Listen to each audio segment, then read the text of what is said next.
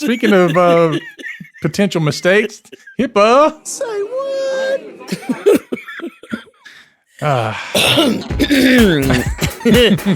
Okay. You're listening to the Help Me with HIPAA podcast, where HIPAA and humor collide to make learning fun. Your delightful hosts are Donna Grindle and David Sims. Relax. HIPAA help is on the way. Welcome to episode 361 of the Help Me with HIPAA podcast. My name is David Sims with HIPAA for MSPs, and joining me is Donna Grindle of Carden. Good evening, Donna. Hello, David. I'm ready for you to say, good evening. I can't do that one. Good evening. Yeah. So, guess what? We're getting closer. We're getting closer. Yes, we are. And I was excited to see some of the folks that are signing up for the PriceTech .com. I don't know. I'm like, I see it, and I'm like, oh, it's going to be fun having them there. Yeah. Saw one today, and I was like, oh, how about that? Hey, there you go. Shout out to Alex. Looking forward to seeing you. But the big thing is, let's see, when does this one come out? Pretty close to the time that the early bird price is over. Mm-hmm. And but if you're in Carden Club or HIPAA for MSPs, you still get your special pricing after early bird.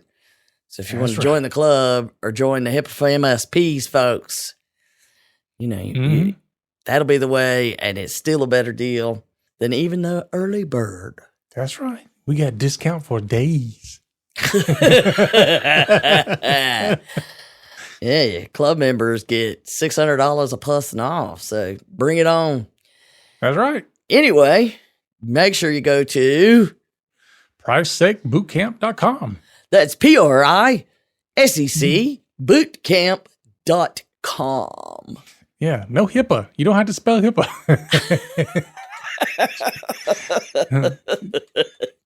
Well, I did a large group workforce training thing last week, and we did start with the how do you spell HIPAA, and it always gets people engaged, and it's fun. And I heard for the first time a really great thing to remember. We say the HIP thing, and that's fun. Divide the room, do all of that. Mm-hmm. And there's no PP in HIPAA. That's right. But the one guy says, I'll never forget it. There's no PP in the HIPAA pool. The HIPAA pool. HIPAA pool. And I'm like, okay, that one I got to remember. No PP in the HIPAA pool. Yeah. Well, HIPAA does feel like you're in a pool sometimes, drowning in the water. With all kinds of people telling you stuff. I know. I tell you, it was a weekend for me responding to IT companies on online forums, and almost all of them start their question misspelling HIPAA. And it's usually something like, I've got a client that needs me to help them be HIPAA compliant. HIPAA compliant. I'm like, but you... Okay, you have to be. Let's start with that. You have to be if you're going to participate in helping them. Yeah. But my favorite one was somebody asked the question, which I have not even responded to yet because I hadn't yet healed from my head banging on the desk.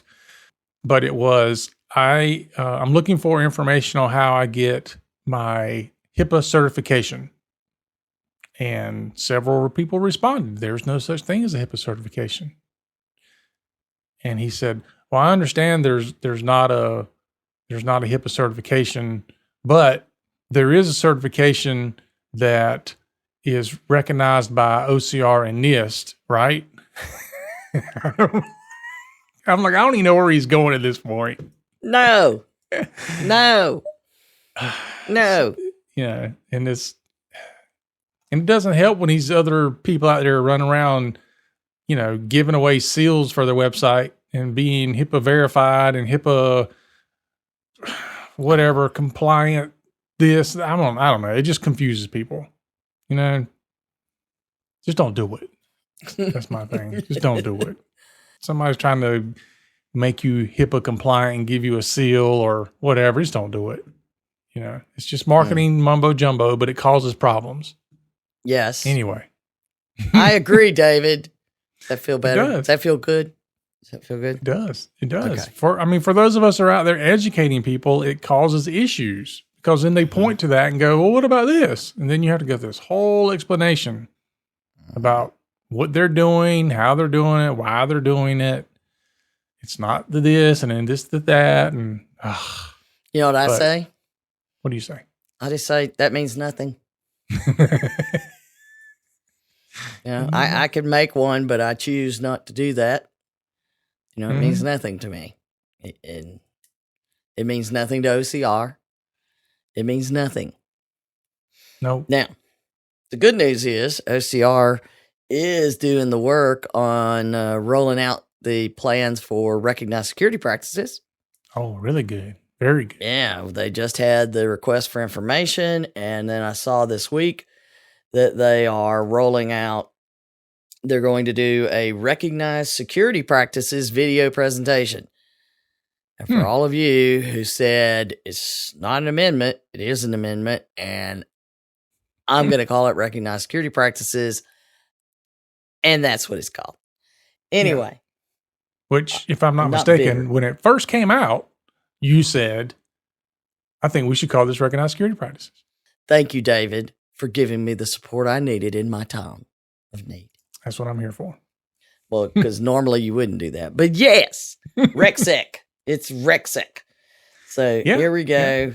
Yeah. And they're allowing you to submit questions by June 17th. I think this comes out after then. But it is, I'm looking forward to seeing what they say and what they picked up on the request for information.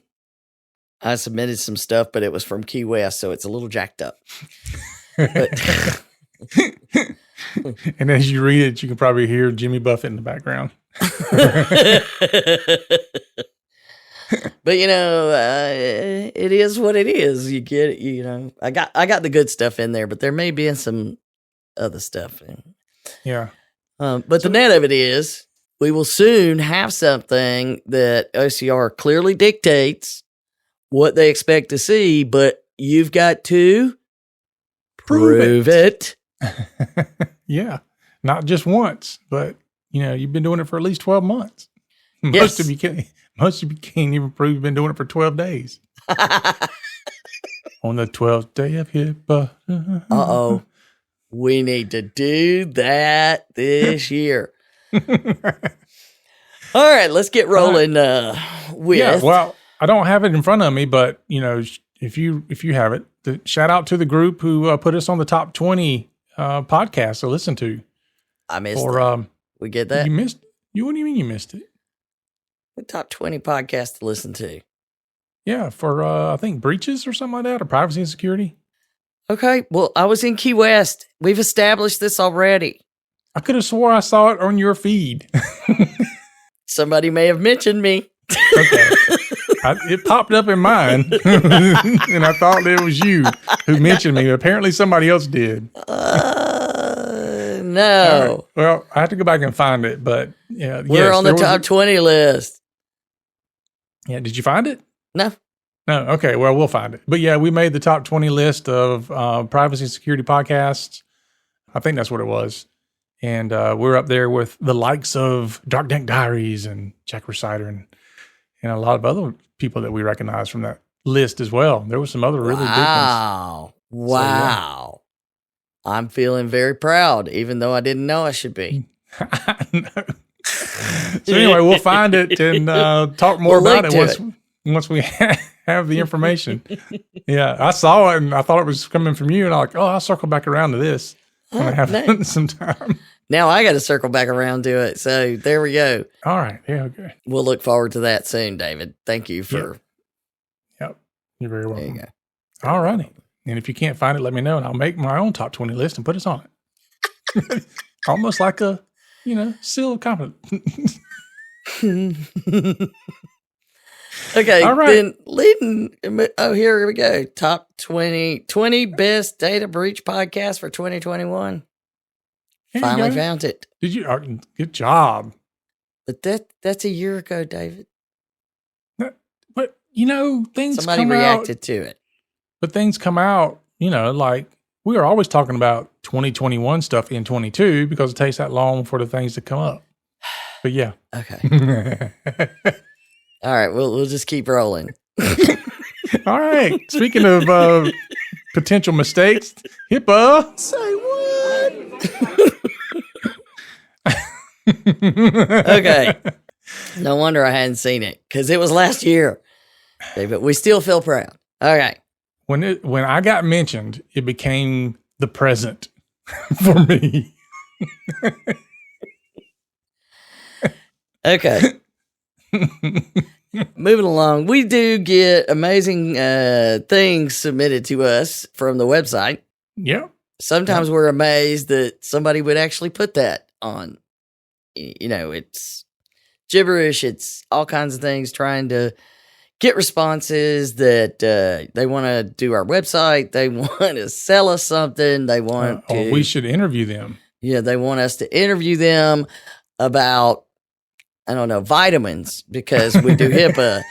And so sometimes we miss things because, we get this flurry of madness and then there's good little elements. But lately, for some reason, I don't know about you, but we've been getting the things where people think help me with HIPAA means we will solve your privacy and security problems at the individual.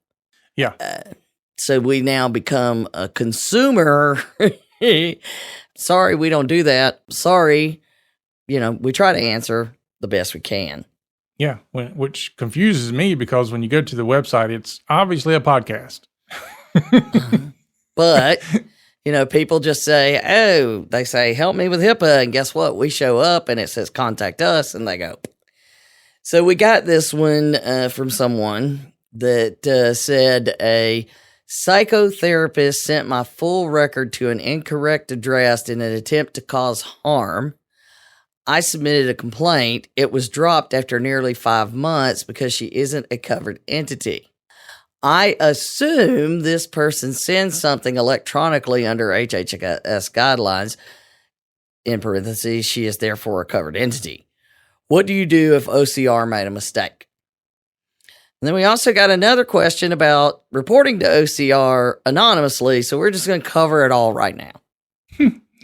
First of all, the assume part means we cannot answer the question. I assume this person sends something electronically under HHS guidelines.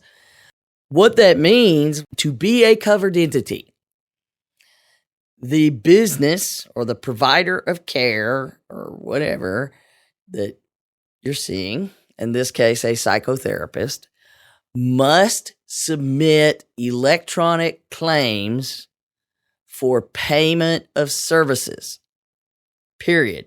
All of the other transactions have to do with submitting an electronic claim. It's the remittance advice, it's the authorization, it's the eligibility.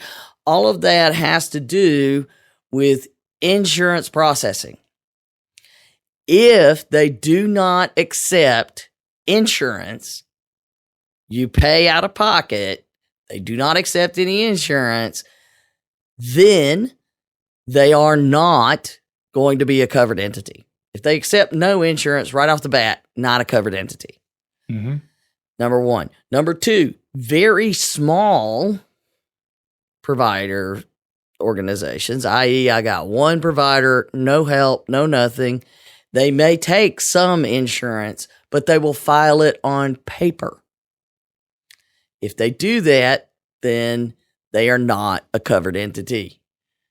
More than likely, because if you submit on paper, they will not send it electronically to you because you don't have any way to receive it.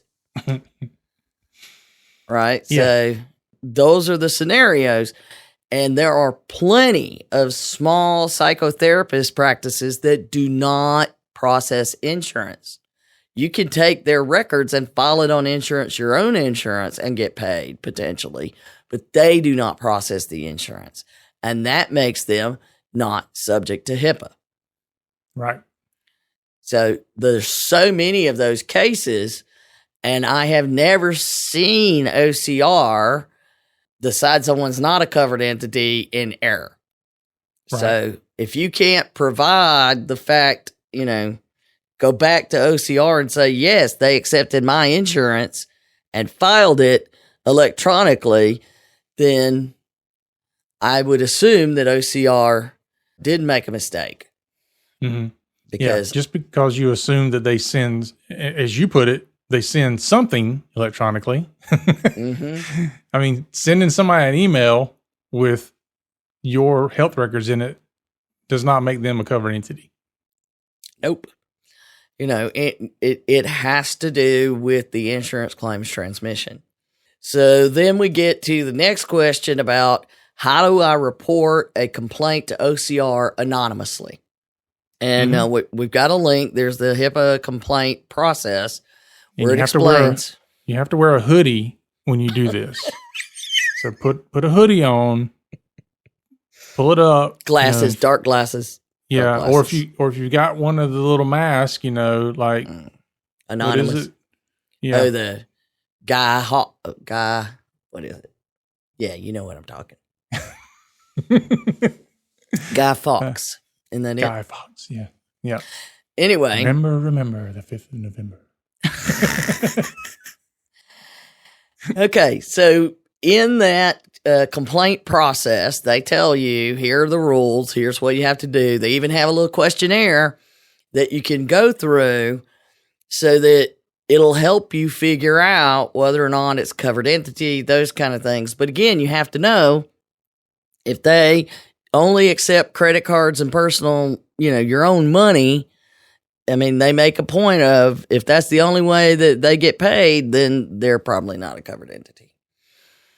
In that process, though, they will ask who you are.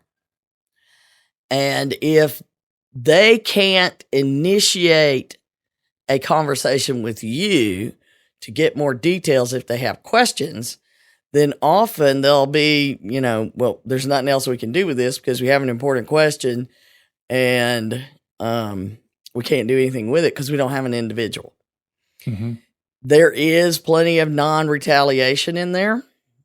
But if you wanted to file something anonymously, the easiest thing is they do have addresses where you could write a letter and send it, and it'll eventually get through, paperwork. That's one way. The other way is you identify who you are and you create an email account specifically for doing this and set up, Google Voice or whatever phone number so that you can put that in there and say that you want to keep your identity out of it. Mm-hmm. But they really want the ability to ask questions. So if you leave contact information out of it so that they can confirm, because a lot of times they'll learn, right away. They have a lot of folks that'll be disgruntled employees and they'll report something that doesn't even exist. Mm-hmm. So keep that in mind. You can report anonymously and you can do that a couple of different ways, but on the website, I think it makes you give a email address at a minimum. But go to the complaint process link and you can just Google HHS HIPAA complaint process.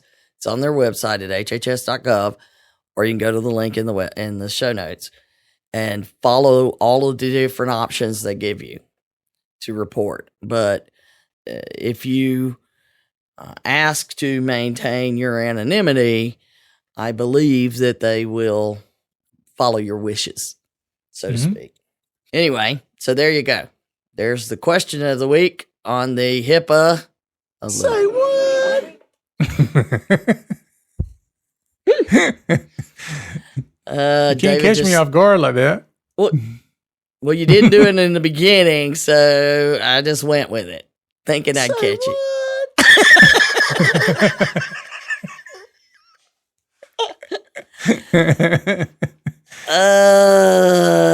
Yep. There you go. Get your hoodie. Make sure you wear rubber gloves when you're typing your email so they can't Trace your fingerprints. and a VPN. Oh, that's So- a whole nother thing. We were talking Yeah. about VPNs the other week, and somebody was talking about, well, we're small practice and we can't afford, they can't afford anything half the time. And this is coming from a specific individual. Uh-huh. And I was like, but you can't, just like you can't use free email or free antivirus, not a good idea anyway. The free VPNs aren't a good idea either. They're really a worse idea. I know. The free VPNs are a really bad idea. Yeah. And You so know. we started down a whole nother rabbit hole, and I was like, no, you can't say do this VPN thing. I mean, it was crazy. The conversation was because they were talking about VPNing while you're inside the network. When you VPN into your own network and you're in the network. Wow, okay. I don't know. No. It was a head scratcher. So anyway, that brings us to our 405D tip of the week. We are on practice number 8 of Boom. 10. I know. This one we're going to talk about incident response, the thing that nobody thinks about until it's time to think about. They don't believe us when we say you need to think about it now. I know. Yeah. It's like we will write our incident response plan as we're responding to the incident. Kinda, Not a good yeah. idea. Not a good But, idea. once you have the incident, that's when it's time for you to at least write down what you did. Yeah. For Maybe. sure, write down what you learned, right? There's a lot of assumptions you had, and What you will write I do them all down. differently? That you Yeah. should definitely do. Yeah, but you have instant response plans for everything. Sometimes they're written, sometimes they're not. But how many things in your life do you have an instant response for? No. Yeah, This it's today's world. You got to have a plan, Stan, Mhm. or get off the bus, Gus. It's just if you don't have a plan to deal with crazy stuff that might happen, that includes crazy weather. It's like, and you should worry about every little detail. What if your phones are down for 2 weeks? What are you going to do? Mhm. Okay. What if your EHR vendor is down for 2 weeks? The vendor is down. What are you going to do? And people they just assume everything's going to work. Mhm. We'll cross We had- that bridge when we come to it.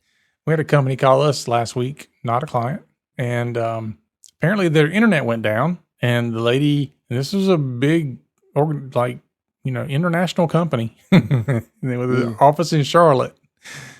And whoever's in charge of the office, when the internet went down, they couldn't get in touch with anybody from their California office because time difference.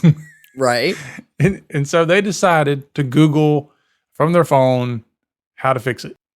And they did. And they found a genius person who said, if your internet is not working, it's probably something with your network. So you should stick a paperclip into the front of your router to reset it.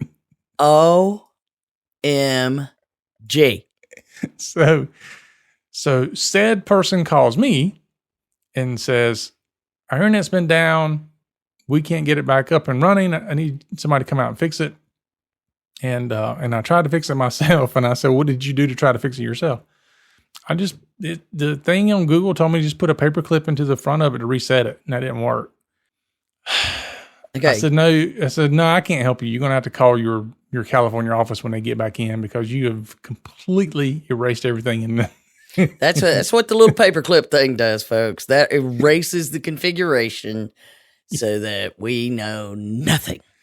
Yeah. So, I could have sent somebody out and charged her a lot of money to sit there and wait till, somebody in California came in and could help. But being the honest, upstanding person I am, I was like, we can't help you and neither is anybody else. You have to wait on California to get in. It's unfortunate. But those are the kind of things that you cover in an incident response plan. So under practice number 8, for small organizations, incident response, the recommendations are, hey, let's establish and implement an incident response plan. Mhm. Let's start there Before an incident occurs, make sure you understand who will lead your incident investigation. Mm-hmm. And don't assume that that person will never go out of town or get sick. You always have to deal with that. Especially now, after the pandemic stuff, you got to realize that people could be like taken down from pneumonia or any number of things and I tell you what, when I had pneumonia, thankfully haven't had COVID, but when I had pneumonia, I was asleep for days, like literally did not wake up for days. You're not going to get any information. Well, you could have gotten information, but we're not sure what it would have been, right, David?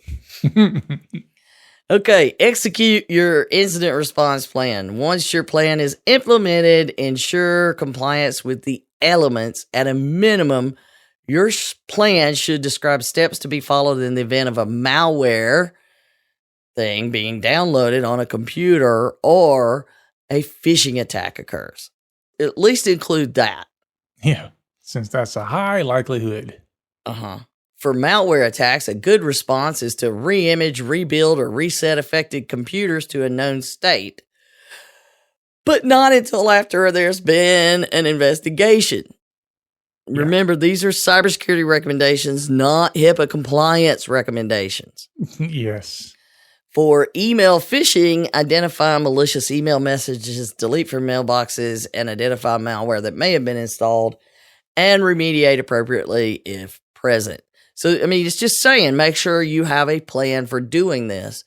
But from a HIPAA compliance standpoint, above and beyond cybersecurity, you got to make sure you also do an investigation and you document it and you make sure that PHI has not been compromised.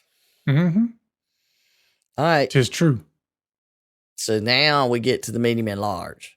And for me, some of this is really large. Some of the medium, I don't know. You go ahead. Yeah. Well, the first one, obviously you still have to do everything from the small, but the first thing is to establish a SOC. And if you don't know what that is, then you're already in trouble. But it's in a security operations center. And, certainly you're not going to have one of these in a small practice at all. No, not in most mediums. Yeah. Right. Now, your IT provider has a SOC, potentially. Mm-hmm. And it's not the same as SOC 2. Please, let's be clear. Yeah. SOC, Security Operations Center, is not the same as a SOC 2 kind of thing. So don't get them confused. Yeah. But what they do is they leverage cybersecurity frameworks and people and tools and processes, and they provide dedicated cybersecurity operations.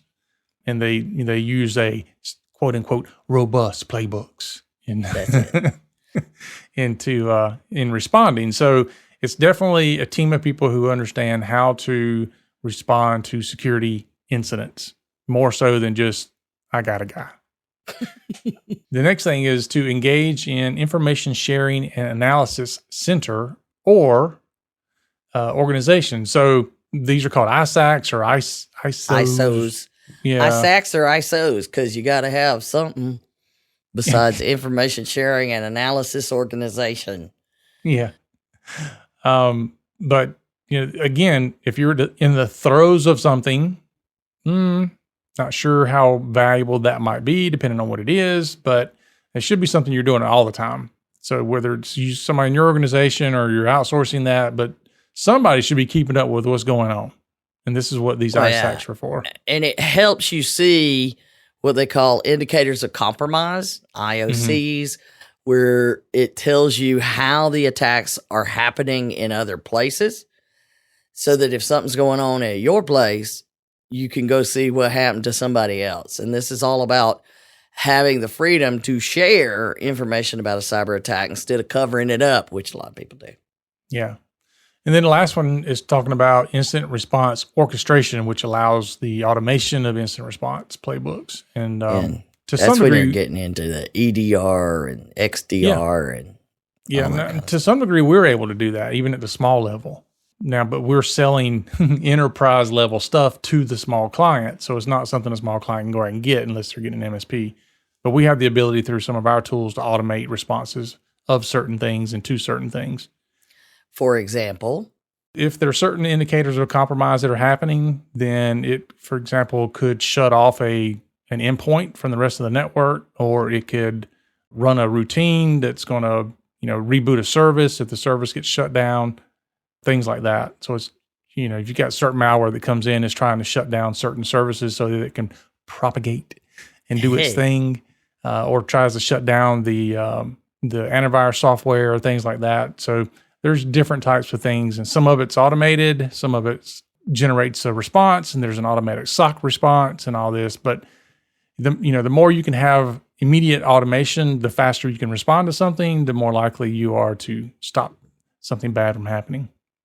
Yeah, so it's really looking for activity that looks like it's compromising things, and it starts shutting it down or correcting it, which is that's what we talk about when we say and automate that response. Because so many cases, somebody gets an alert and, it's Wednesday at 5:00 when the alert came out. Yeah. Well, nowadays there's so many things alerting us all over the place that you just have alert fatigue. And so fortunately, automation and systems, they don't get fatigued. So they respond. They run out of power or yeah. They respond as you set them up. But it takes, somebody to actually set them up properly before they'll work.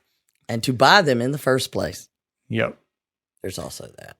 All right. So that brings us to our topic for the day. We're going to talk about pop-ups. Yeah. FIDO. No more passwords with FIDO. Yeah. And I get excited about it, but, I'm so unlike most the techie things where we just talked about ISACs and ISOs and all, they get a cool name like FIDO. Yeah. But they don't go all in and make it be a puppy. Yeah, because you're envisioning the old RCA dog. Right.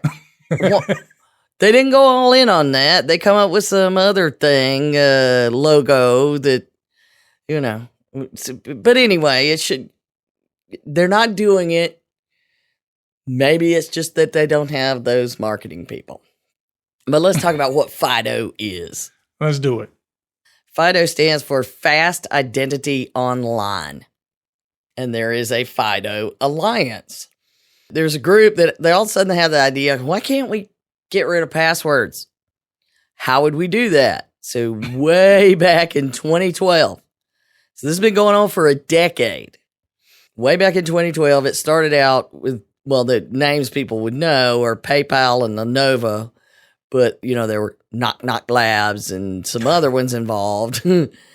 But they created this group and said, we're going to come up with a protocol to do passwordless login for websites.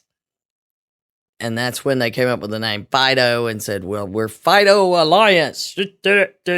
See, you should have a dog with a cape flying behind it.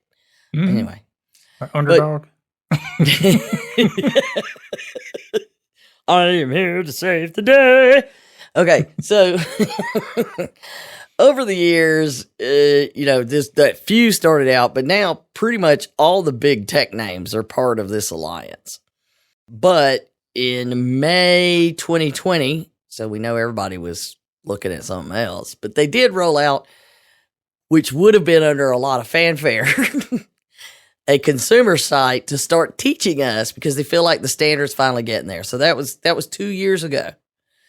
And you can go to, we got a link to it here, but you can go to the login with FIDO or something like that. That's what it's called. But the FIDOalliance.org, you can get all kinds of information online, and we'll have links in the notes so that you can get to it from our website. But the cool thing is after 10 years, it looks like this might actually happen. We'll see. But how many, this is supposedly the password killer. So how many killer tools have you and I been through in our long periods of time in the IT world? This is going to kill email. Oh my. We talked about that before. Yeah, there's not one. No.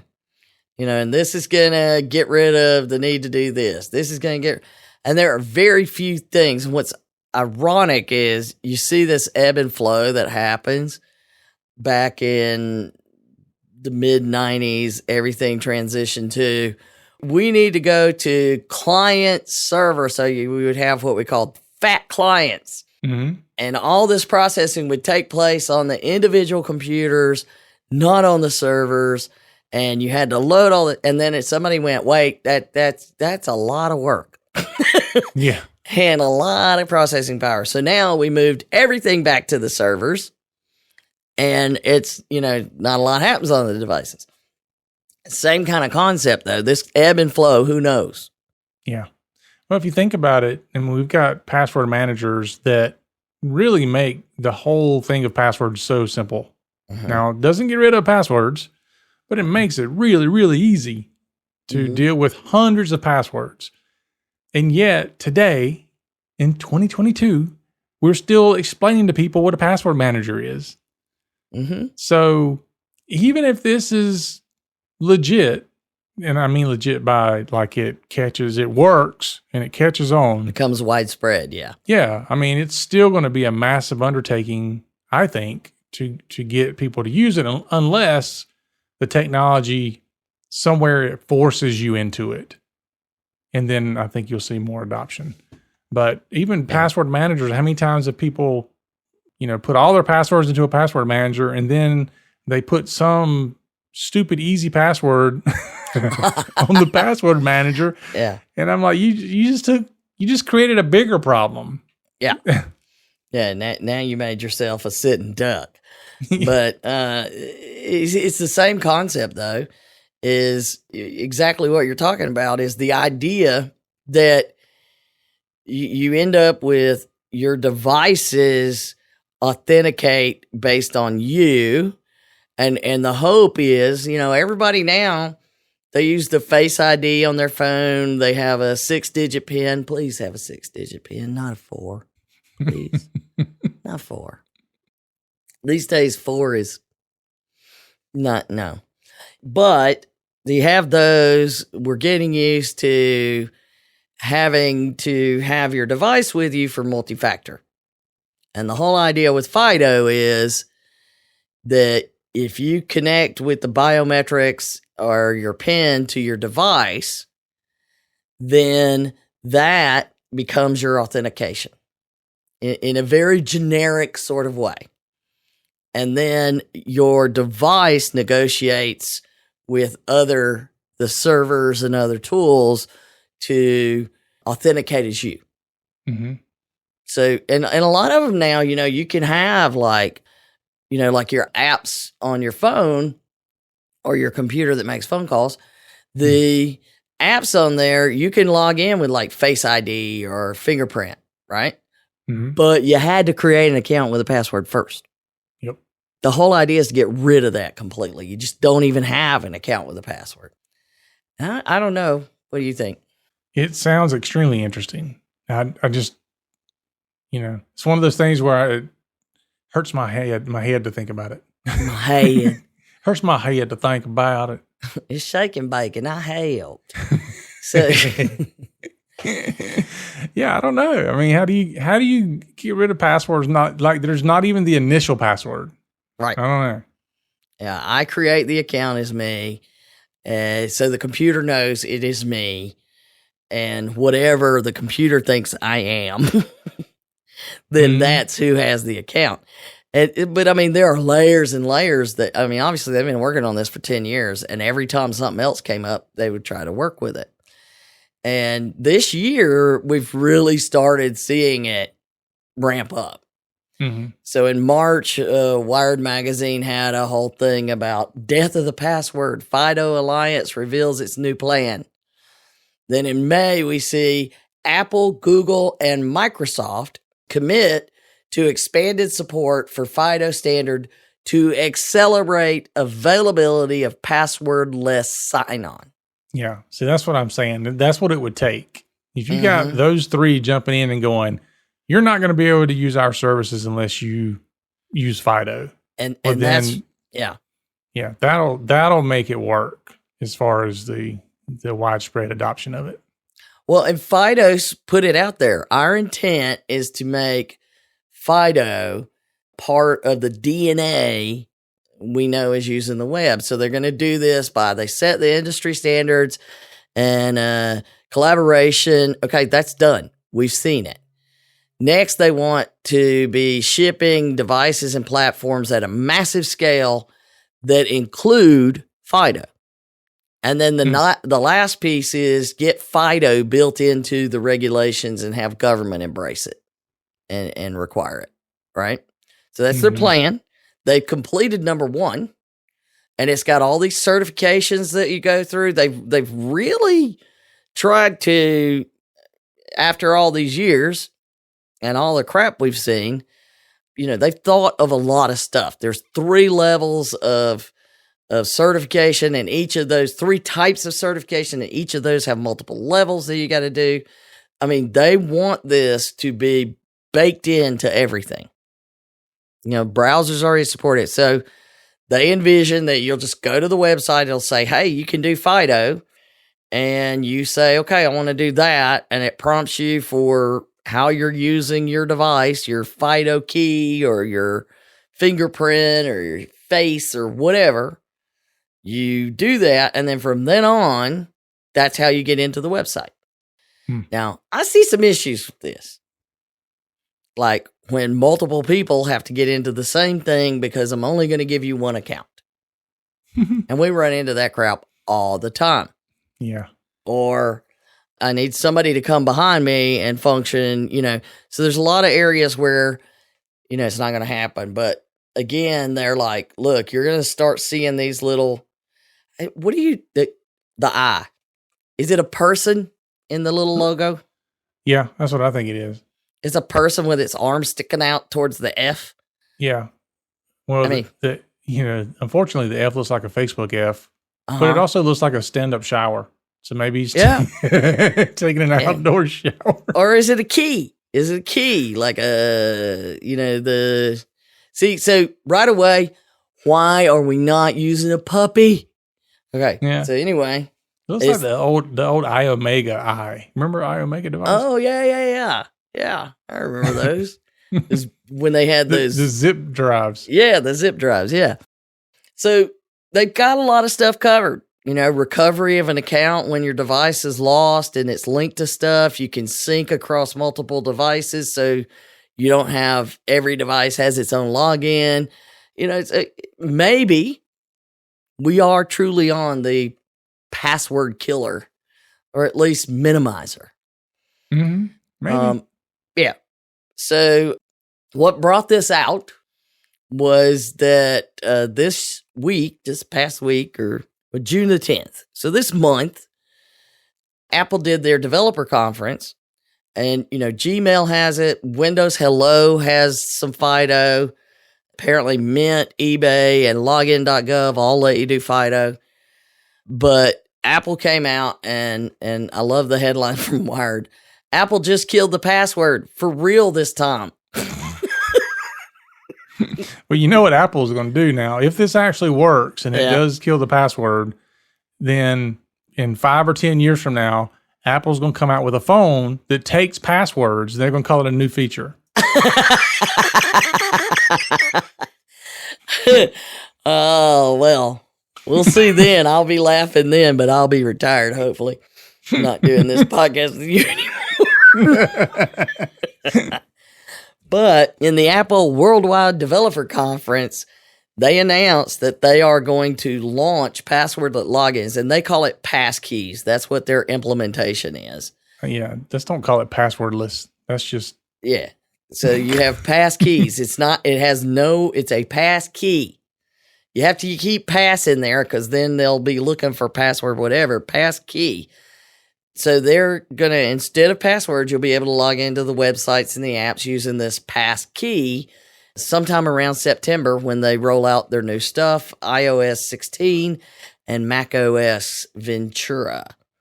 And it is the first major real-world shift to password elimination. And, we already got Google and Microsoft. They're on there. You're going to get to hear more about Windows Hello. Android will be jumping in, doing the same thing. Everybody's going to wait and see if Apple fails. All right. And if Apple screws the pooch, I don't know. The other two might try to do it on their own and see if they learn from Apple. I don't know. Yeah. But I can tell you this year, we're finally seeing this come to fruition.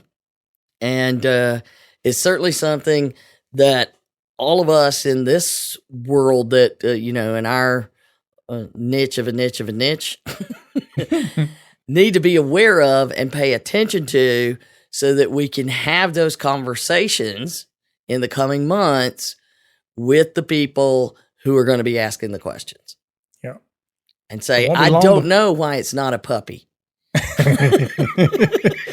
Well, it won't be long before before Apple comes out with a dongle that's a finger prick thing for DNA. Yeah, then you can do. Well, they'll all be wanting to do that. Let me get. That's like the little reader that checks your blood sugar. Yep. Which not in this conversation, but I did hear that the USB-C is going to be the standard, like by law. Which now Apple's like, wait a minute, you mean we got to follow what everybody else is doing? Well, I mean, my latest MacBook only does USB-C. So I'll run around and plug in, I'm trying to convert, I got all these different converters right now. Eventually, yes, USB-C. That's because you're in the Apple world. You have to convert everything. USB-C? No, it's all of my other gear with the USB-A that I'm having to plug into a thing to get it into the USB-C. Oh, no, it's time to replace your equipment. Oh, yeah. Yeah. Stuff I've been buying for years. I'm just going to run out and get a new one. I'm not you. I'm not rich like you, David. Okay. Ain't neither one of us rich. Yeah. We can't have all that. Yeah. By the time you get everything done, USB-D will be out. Oh, good Lord. Let's just stop at C, people. C. The best part about USB-C is it goes in one way. My brother told me a joke. My brother, who's in, entertainment world, told me a USB joke that they had already made arrangements for the. He just said, the guy who created the USB-A, the USB plug, and that the plan is, as part of their funeral, they will drop the casket in, pick it up, spin it around, and drop it in again. Okay, well, I think we'll end on that. Well, the good thing about USB-A is it gave you a really good opportunity to understand what your chances are at the craps table. It's going to work one way or the other. I don't know. I have a harder time with B than any of them. The B where it's tiny. Not the micro ones. Not the micro Bs where it's different, but where it's just a smaller version of A. Yeah. Now if we can just get HDMI cables to be, fit either way. Because they annoy me too. Yeah, but at least they're easier to tell. It's not completely square. Yeah, that's all true. Right. Well, there you have it, David. Let's FIDO this. We are getting out of here. That's what we're doing. We'll finalize the FIDO. We'll come up with something else that FIDO stands for, I'm sure, over a few drinks. All right, folks, that's our show for today. Thanks for listening. Remember, for Donna and myself, the HIPAA is not about compliance. It's about patient care. You've been listening to the Help Me with HIPAA podcast, hosted by Donna Grindle and David Sims. The show created to help you with HIPAA. For more information or to ask us a question, visit our website at helpmewithhipaa.com. Neither Donna Grindle or David Sims are attorneys, and they do not offer binding legal advice concerning regulatory compliance. The information in this podcast should not be relied upon or construed as legal advice in any way. Consult your attorney for legal advice concerning compliance with HIPAA regulations.